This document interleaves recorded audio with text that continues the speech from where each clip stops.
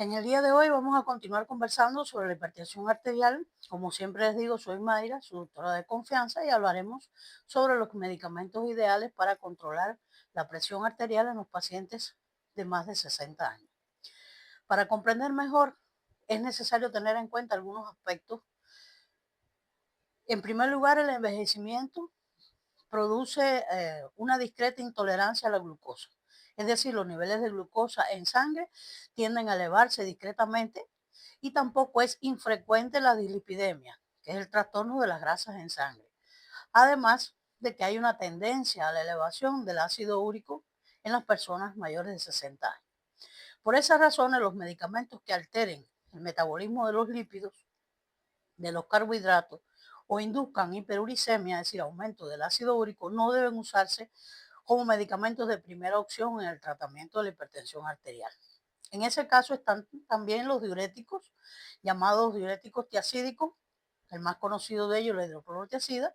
Tampoco deben usarse los beta bloqueadores, que son, por ejemplo, el propanolol, el atenolol u otros, a menos que además de la hipertensión arterial, en el caso de los beta bloqueadores, el paciente presente otras enfermedades del corazón y en ese caso se utilizan aquellos beta bloqueadores que actúan más directamente sobre el corazón, como por ejemplo el carvedilol, solo por mencionar uno de ellos.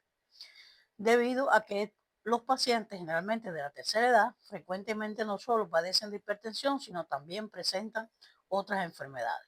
También es necesario saber que el cuerpo humano tiene alrededor de un 70% de agua. Sin embargo, los mayores de 60 años tienen menor cantidad de agua corporal total y por esa razón los ancianos se deshidratan más fácilmente que una persona más joven y deben usarse con mucha precaución los medicamentos que provoquen disminución del volumen de líquido, disminución del sodio o disminución del potasio, así como los medicamentos que disminuyen la frecuencia cardíaca. En este caso están los diuréticos de cualquier tipo y los beta bloqueadores que ya mencionamos. Otro aspecto a tener en cuenta es que los ancianos tienen un aumento de la permeabilidad de la barrera hematoencefálica. ¿Qué es la barrera hematoencefálica? Es una barrera protectora que separa la sangre del tejido cerebral y esta barrera regula el paso de sustancias entre el torrente sanguíneo y el cerebro, evitando que algunas sustancias dañinas como gérmenes, ya sean virus, bacterias u otros, y la mayoría de medicamentos entren al sistema nervioso central y produzcan efectos desagradables o efectos adversos. Por esta razón, como esa membrana se hace más permeable en los ancianos, son más susceptibles a los efectos adversos de medicamentos con acción sobre el sistema nervioso central que se utilizan para el tratamiento de la hipertensión arterial. Ahí está, por ejemplo, la reserpina, la metildopa y la clonidina, que no deben ser utilizados en las personas mayores de 60 años. Otro elemento a tener en cuenta es que hay que evitar medicamentos que puedan provocar hipotensión ortostática. En encuentros anteriores les explicaba que la hipotensión ortostática es la disminución brusca de la presión arterial ante los cambios de posición. Y en la población anciana hay mayor prevalencia de hipotensión ortostática. Algunos de estos medicamentos son los llamados alfa bloqueadores, como es el caso de la prazosina, la torazocina, la doxazocina, que son muy utilizados en los pacientes con hiperplasia benigna de la próstata, por supuesto en los pacientes ancianos masculinos. Y también los ya mencionados beta bloqueadores que también pueden producir este efecto adverso. Entonces vamos a enfocar la atención hacia dos grupos de medicamentos que son la primera y segunda línea de tratamiento de elección en la hipertensión arterial en el adulto mayor. ¿Cuáles son el beneficio de su uso? ¿Cuáles son los más utilizados? Algunos de sus efectos adversos y las dosis habituales más utilizadas. El proceso de envejecimiento pues trae consigo deterioro de estructuras del riñón que van disminuyendo su funcionamiento adecuado. Y existen dos grupos de medicamentos que ayudan a revertir o impedir el progreso de ese deterioro renal, que además este deterioro renal puede verse agravado por la propia hipertensión arterial. Esos dos grupos de medicamentos son los antagonistas del calcio y los inhibidores de la enzima convertidora de la angiotensina. Pero no se preocupe, ya va a entender de qué hablo. Los antagonistas del calcio, también llamados anticálcicos o bloqueadores de los canales del calcio, son un grupo de medicamentos que, como su nombre lo indica, bloquean la entrada del calcio a las células que se encuentran en el músculo liso, como corazón y vasos sanguíneos. Esto evita que se contraigan los vasos con mucha fuerza y de esa manera, al evitarlo, pues relajan los vasos sanguíneos y se reduce la presión arterial. En resumen, en los ancianos, pues los vasos sanguíneos tienden a volverse más rígidos y los anticálcicos ayudan a mantenerlos más flexibles. Estos medicamentos son la primera opción de tratamiento de la hipertensión arterial en el anciano. El más antiguo de estos medicamentos es la nifedipina o nifedipino, que cuando se usa en su forma de acción corta, es decir, de acción rápida, puede provocar rápidos descensos de la presión arterial, puede provocar taquicardia y en algunos casos angina de pecho. Por esa razón se utiliza cada vez con menos frecuencia. Los más utilizados de este grupo de los antagonistas del calcio, que tienen una acción más lenta y sostenida, son la nifedipina retard, es decir, es una forma de medicamento donde el principio activo del medicamento se va liberando lentamente y no produce los efectos adversos de la nifedipina de acción corta. Es decir, ese medicamento se va liberando lentamente. Otro de los medicamentos de este grupo es el amlodipino, que es uno de los más utilizados. El amlodipino, ahí está también la felodipina o felodipino, nicardipino, entre otros. Y tienen muy pocos efectos secundarios o ninguno, y son de probada eficacia en el control de la hipertensión arterial, principalmente en ancianos hipertensos y pacientes de la raza negra. Entre los efectos secundarios de los anticálcicos están edemas maleolares, es decir, edema en la región alrededor del tobillo, de los tobillos, que se produce por dilatación arteriolar, no por retención de líquido. Puede haber cefalea, el dolor de cabeza, que generalmente va desapareciendo poco a poco con el uso del medicamento de manera continuada. Taquicardia, mareos, son algunos de los efectos adversos principales de los anticálcicos. Dentro de los medicamentos anticálcicos, vamos a mencionarle la dosis de los anticálcicos más utilizados. Por ejemplo, el amlodipino se puede utilizar entre 2,5 a 10 miligramos diarios. Se puede usar una dosis única diaria o dividir la dosis total en dos dosis, es decir, 2 veces al día. El nicardipino, que es otro de los medicamentos que se usa con frecuencia, la dosis es de entre 60 y 160 miligramos diarios. Generalmente se divide la dosis total en 2 dosis al día. El nifedipino retard, del que les hablaba anteriormente, se usa de 30 a 90 miligramos diarios y se puede usar una dosis única diaria o dividir la dosis total en 2 dosis, tomarlo cada 12 horas. ¿Cuáles son las contraindicaciones de los anticálcicos, de estos medicamentos? Uno es la hipersensibilidad a la droga, es decir, que haga alergia a la droga, usted lo consume, hace alergia al medicamento, no lo puede consumir más.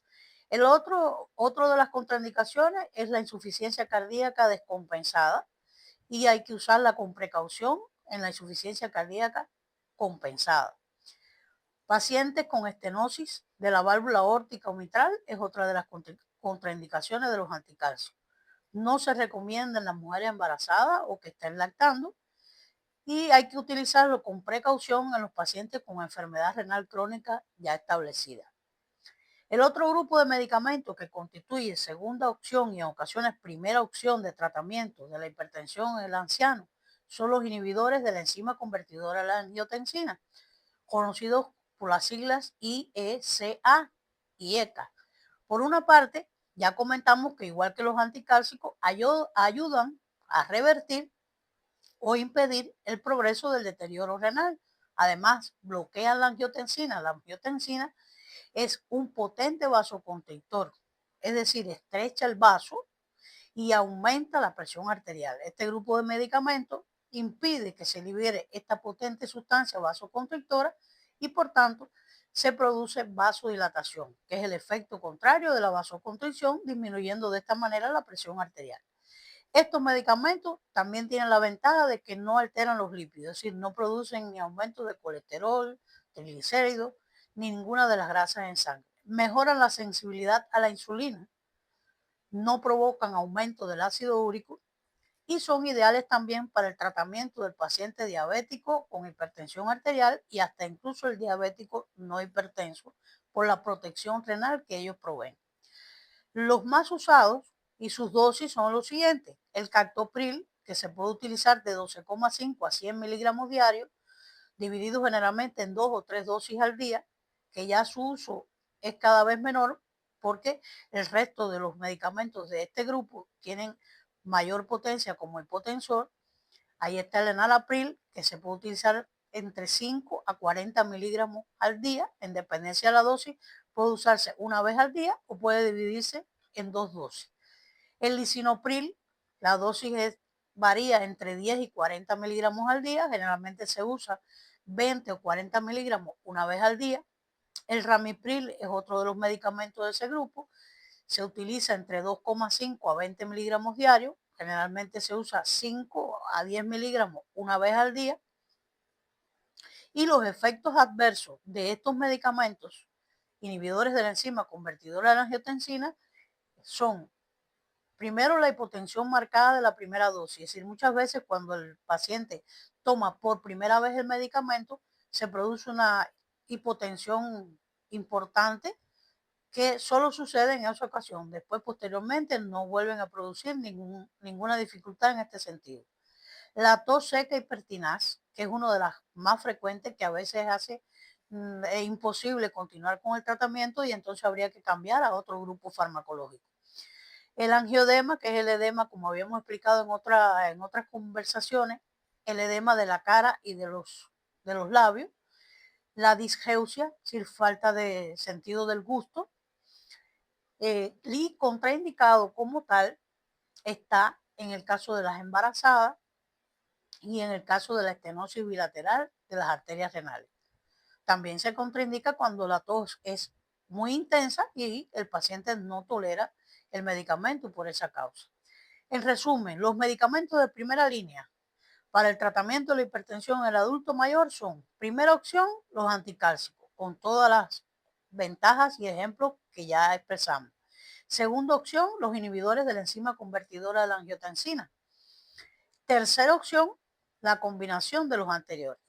De todos modos, es decir, que se puede combinar un anticálcico, se puede combinar con un inhibidor de la enzima convertidora de la angiotensina. De todas maneras, es necesario aclarar que se pueden utilizar otros fármacos en dependencia de otras enfermedades que padezca el paciente. El paciente tiene otras enfermedades a lo que llamamos comorbilidades y muchas veces es necesario utilizar algunos de los medicamentos que dijimos que no son de primera línea en el paciente anciano, pero por el paciente tener otras condiciones de salud, se pueden utilizar en la menor dosis posible. Hasta aquí lo que quería compartir con ustedes en este encuentro. Espero les haya sido útil porque, como siempre les digo, si está bien informado, puede contribuir a mejorar tu salud. Si te gustó, suscríbete al canal, activa las notificaciones, regálame un me gusta o simplemente deja un comentario o una pregunta. Gracias.